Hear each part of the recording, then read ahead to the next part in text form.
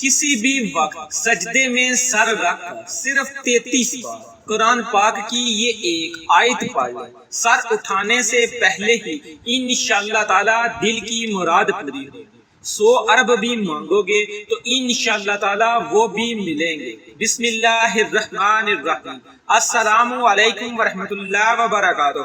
محترم ناظرین اکرام، آج آپ کو ایک بہت ہی نایاب اور مجرب وظیفہ بتا رہے ہیں۔ آپ تمام ناظرین جو اس ویڈیو کو دیکھ رہے ہیں، ان تمام دوستوں کے لیے اور بھائیوں کے لیے، اور خاص طور پر میری وہ بہنیں جو کہ شدید پریشان ہیں، جو بھائی اور بہنیں روزانہ کی بنیاد پر کمنٹس کرتے ہیں کہ ہم مالی طور پر شدید پریشان ہیں، ہمارے رزق میں بہت رکاوٹیں ہیں، ہمارے رزق میں بہت زیادہ مسئلے مسائل چل رہے ہیں۔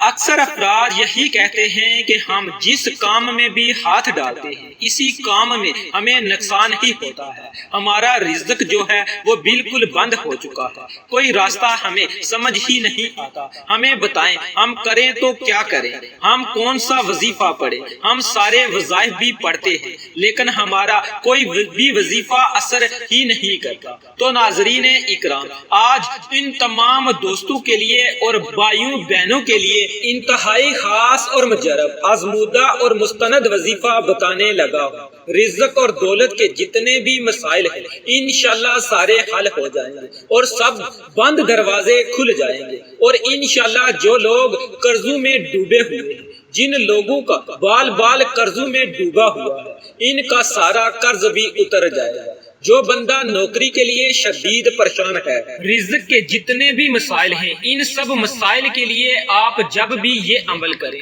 تو اس مسئلے کو ذہن میں رکھتے ہوئے کریں۔ یہ بے حد خاص اور مجرب وظیفہ ہے۔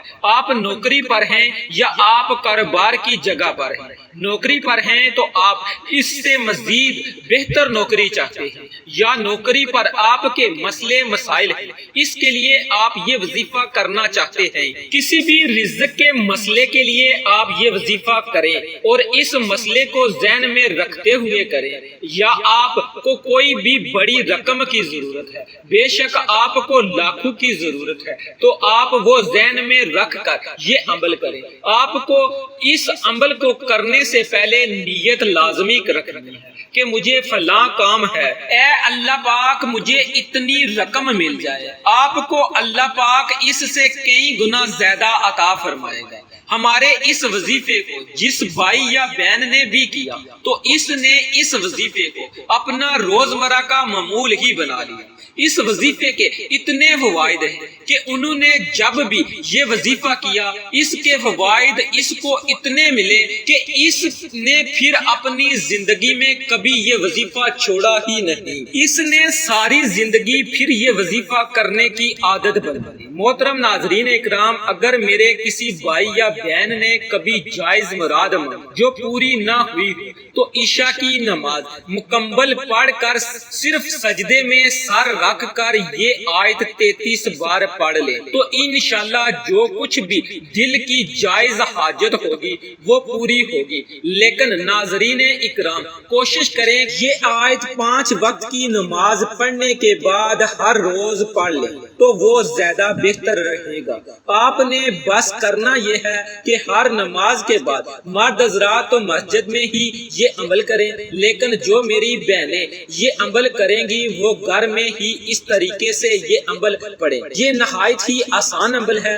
آپ نے یہ عمل سجدے میں سر رکھ کر پڑھنا ہے، پھر اللہ تعالیٰ سے وہ مراد یا وہ حاجت مانگنی ہے جس کے لیے آپ یہ عمل کر رہے ہیں۔ انشاءاللہ اللہ پاک آپ کی ہر دلی مراد فوراً قبول کرے گا، بلکہ اللہ تعالیٰ آپ کے تمام دکھ درد اپنے فضل و کرم سے دور کر دے گا، اور گارنٹی ہے کہ جو یہ عمل کرے گا اس کو انشاءاللہ فائدے ہی فائدے ہوں گے اور وہ حیران رہ جائے گا۔ نبی پاک صلی اللہ علیہ وآلہ وسلم کی ایک حدیث شریف سے یہ وظیفہ بتایا جا رہا ہے، اور مزید وضاحت کر دیں کہ یہ قرآنی سورت کا وظیفہ ہے اور انتہائی طاقتور وظیفہ ہے۔ انشاءاللہ اس عمل سے رزق کی بارش بھی ایسے ہوگی کہ آپ خود دنگ رہ جائیں گے، بلکہ ہم کہیں گے کہ یہ بہت ہی پاورفل عمل ہے۔ اس عمل کو جس بھی بھائی نے یا بہن نے پڑھا ہے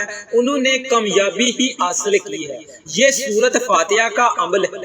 آپ یہ عمل مکمل توجہ سے سن لیں۔ اس سورت فاتحہ میں 7 آیات ہیں۔ مختلف دینی کتابوں میں حوالہ ملتا ہے کہ ابلیس بھی اپنی پوری زندگی میں ابھی تک صرف 4 مرتبہ رویا ہے اور اس نے خوب آنسو بہائے ہیں۔ نمبر 1، اس وقت جب اس پر رب کی لعنت ہوئی۔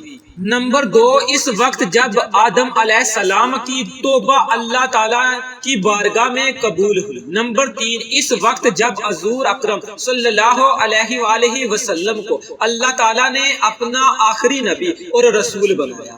نمبر 4، اس وقت جب یہ سورت یعنی سورت فاتحہ نازل ہوئی۔ اب یہی سورت یعنی سورت فاتحہ ہی ابلیس کی راہ میں سب سے بڑی رکاوٹ۔ اس کے علاوہ سورت فاتحہ کے بہت سے فضائل حدیث مبارکہ میں وارد ہے جو علماء کرام نے تفسیر میں سورت فاتحہ کے تحت بھی ذکر فرمائے ہیں۔ ان فضائل میں سے چند درج ذیل ہیں۔ سورت فاتحہ 7 آیتوں پر مشتمل ہے جن میں سے پہلی 3 آیات میں اللہ تعالیٰ کی حمد و ثنا ہے اور آخری 3 میں انسان کی طرف سے دعا اور درخواست کا مضمون ہے جو رب العزت نے اپنی رحمت سے خود ہی انسان کو سکھایا ہے، اور درمیانی 1 آیات میں دونوں چیزوں مشترک ہیں۔ کچھ حمد و ثنا کا پہلو ہے، کچھ دعا اور درخواست کا۔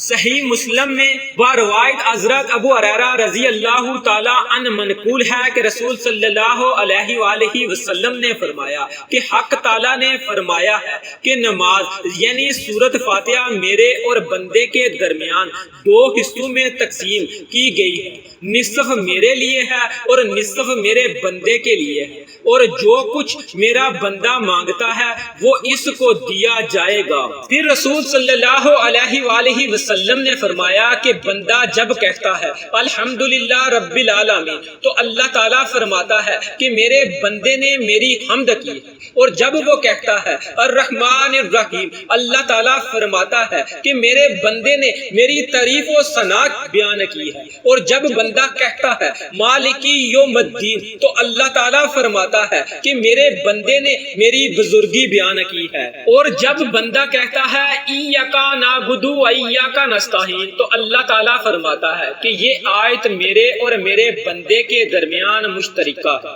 کیونکہ اس میں ایک پہلو حق تعالیٰ کی حمد و ثنا کا ہے اور دوسرا پہلو بندے کی دعا اور درخواست کا۔ اس کے ساتھ یہ بھی ارشاد ہوا ہے کہ میرے بندے کو وہ چیز ملے گی جو اس نے مانگی۔ پھر جب بندہ کہتا ہے اہدنا الصراط المستقیم آخر تک تو حق تعالیٰ فرماتا ہے کہ یہ سب میرے بندے کے لیے ہے اور اس کو وہ چیز ملے گی جو اس نے مانگی۔ رسول کریم صلی اللہ علیہ وآلہ وسلم نے فرمایا کہ قسم ہے اس ذات کی جس کے قبضے میں میری جان ہے کہ سورت فاتحہ کی نظیر نہ تورات میں نازل ہوئی، نہ انجیر اور زبور میں، اور نہ خود قرآن کریم میں کوئی دوسری سورت اس کی مثل ہے۔ نیز نبی کریم صلی اللہ علیہ وسلم نے فرمایا کہ سورت فاتحہ ہر بیماری کی شفا ہے۔ سورت فاتحہ کے مختلف نام ہیں۔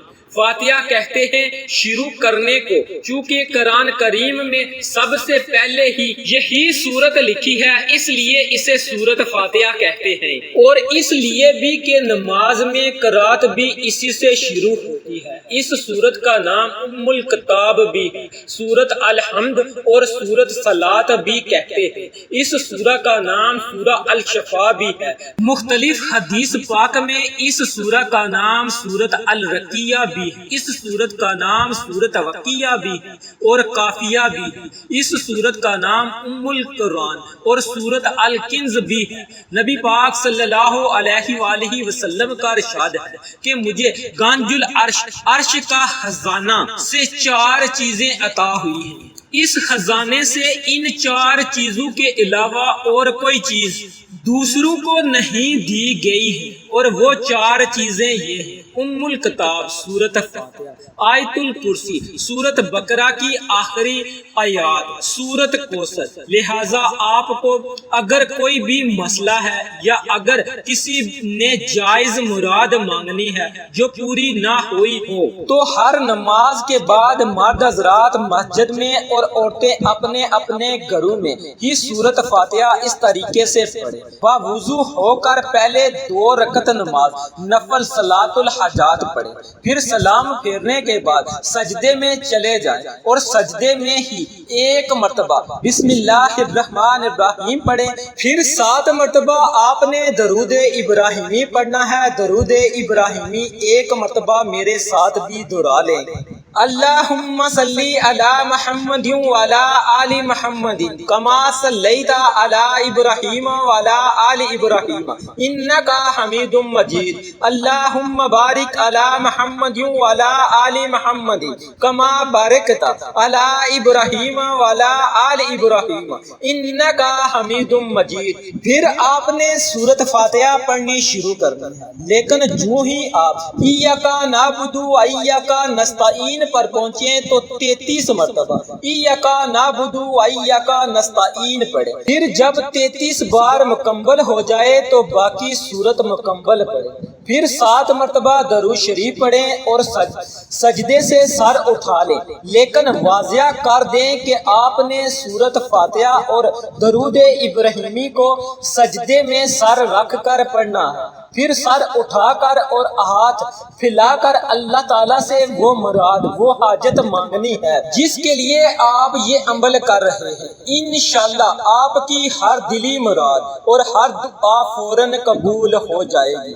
لیکن ناظرین اکرام، آپ روزمرہ کے کاموں میں استغفار کی کثرت کیجیے اور اٹھتے بیٹھتے چلتے پھرتے غرض آپ بے شک سفر میں ہیں یا کچھ بھی کر رہے ہوں تو صرف استغفر اللہ استغفر اللہ استغفر اللہ 300 مرتبہ ہر روز پڑھنے کی عادت، یا پھر یہ دعا استغفر اللہ العظیم الذی لا الہ الا هو الحی القیوم واتوب الیہ کو پڑھیں۔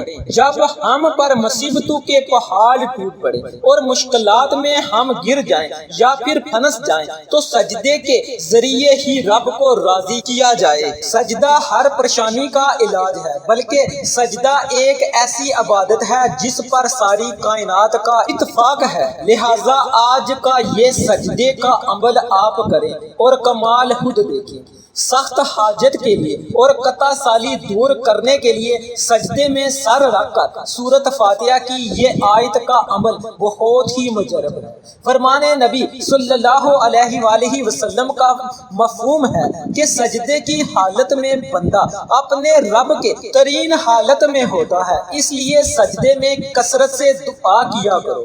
مسلمان تو سجدے کے دوران ہی آسمان کی بلندیوں اور وسطوں میں پہنچ جاتا ہے اور اپنے رب کے بہت قریب ہوتا ہے، پھر اللہ تعالیٰ سے خوب راز و نیاز کیا کرے۔ لہٰذا آج کا یہ عمل اس وقت کریں جب آپ پر مصیبتوں کے پہاڑ ٹوٹ پڑے، آپ مشکلات میں گر جائیں، بانور میں پھنس جائیں تو دن میں کسی بھی وقت گھر یا مسجد کے سین میں قبلہ رو ہو کر سجدے میں سر رکھ کر سورت فاتحہ کی یہ آیت ایاک نعبد و ایاک نستعین 33 بار پڑھیں۔ انشاءاللہ جو بھی حاجت ہوگی جلد سے جلد پوری ہو جائے گی۔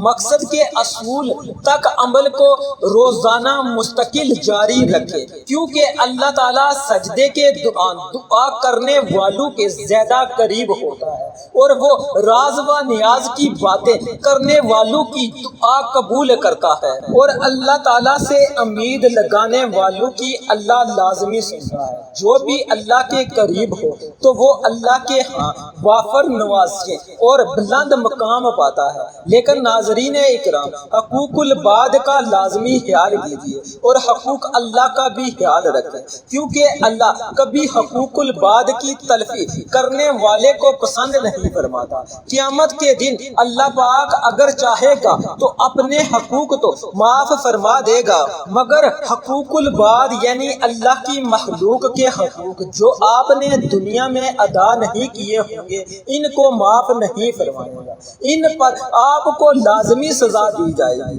اور آپ کی نیکیوں سے ان کے حقوق کو ادا کیا جائے گا۔ اگر نیکیاں نہیں ہوں گی تو متاثرہ فریق کے گناہ اس کے سر ڈال دیے جائیں گے۔ آخر میں دعا ہے کہ اللہ تعالیٰ ہمارے اس وظیفے میں کی گئی کسی بھی قسم کی کوئی بھی کمی کوتاہی کو اپنے پیارے حبیب حضرت محمد مصطفیٰ صلی اللہ علیہ وآلہ وسلم کے صدقے معاف فرمائے اور ہمیں 5 وقت کی نماز با جماعت ادا کرنے کی توفیق عطا فرمائے، ہمیں پکا اور سچا مسلمان بنائے اور ہمیں عذاب قبر اور عذاب حشر کی سختیوں سے محفوظ فرمائے۔ آمین ثم آمین۔ اللہ ہم سب کا حامی اور مددگار ہو۔ السلام علیکم ورحمۃ اللہ وبرکاتہ۔